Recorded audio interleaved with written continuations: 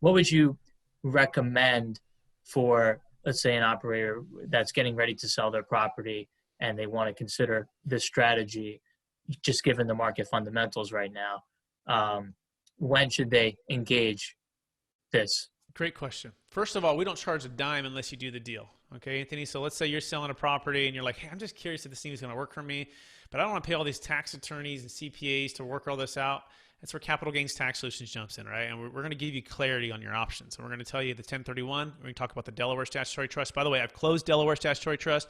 I've closed 1031s. I've closed Deferred Sales Trust, right? You want to always make sure you're working with someone who's actually closed the deals. And so it's, so that's what we've done. So come to us, and we're gonna just, you go to capitalgainstaxsolutions.com and you can apply for a call, a no cost consultation call, and you're gonna answer some basic questions like, what's your basis, right? What'd you buy for it? What'd you pay for it?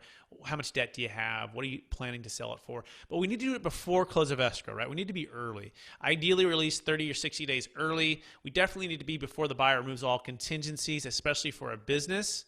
High-end primary home, which we just did a deal in Cupertino, $3.1 million sale for a gal who was facing $400,000 in capital gains tax above and beyond her 121 exclusion, which if you lived there 2 of the last 5 years, $250 if you're single, $500 if you're married. But she sold, took that illiquid asset, deferred all the tax, and now she's living off the interest. But we had to do that before close of escrow because she doesn't have a 1031 option, right? Now, if investment real estate, you have that 1031 option, so you can save a failed 1031 exchange. That being said, you want to work with an accommodator who's actually done deferred sales trust, right? Don't work with the old blockbuster accommodator who's just going to say no because it's not his tax that he's paying. Make sure you're getting with someone who's looking out for your best interest and is giving you the Netflix option, which is the new, better way to do things, okay? At least have the option. By the way, you can have all of that and still do your 1031. If it fails, no problem. I mean, if it doesn't fail, you do your 1031, no problem. You don't owe us anything, right? So that's the first thing. If you're a syndicator, you have what's called carried interest. And a lot of folks, syndications that we work with before they meet us, they're all just, everyone's paying the tax, coming in with the money. They're buying this deal. They're owning it, managing it, selling it, and everyone's paying the tax again. So every time, Anthony, you're losing 30 to 50% of that gain with the depreciation recapture and the capital gains tax given the deal, right? On the end, because a lot of people are selling the high-end primary home, selling the business, selling the cryptocurrency, right? Selling these highly appreciated assets, which are not 1031 eligible into a syndication for real estate. So they pay the tax, they show up, and then you go do the deal. Well, the first thing you can do as a syndicator is say, hey, don't do that. Use the Deferred Sales Trust. Let's do a DST with that sale, and then immediately the next day they could fund your syndication. Okay, up to 80% of the deal. So let's say it's $1 million in the trust, $800,000 could go into Anthony's deal. Just going to ask you that question. Or they could do it.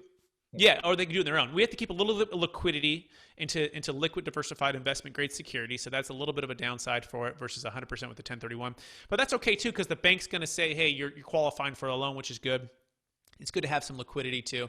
So that being said, that is a little bit of something people are like, I don't really like that. I like to have 100%. But that being said, we need to do that now. Now, on the syndication side, when you go to sell, some people might say, I'm still used to that blockbuster. I don't want to do this deferred sales trusting. No problem. Like the whole entity doesn't have to move. So in a 1031 exchange, typically the whole entity must move, meaning that's why most syndicators don't do a 1031 because they got 5 people who want to get out.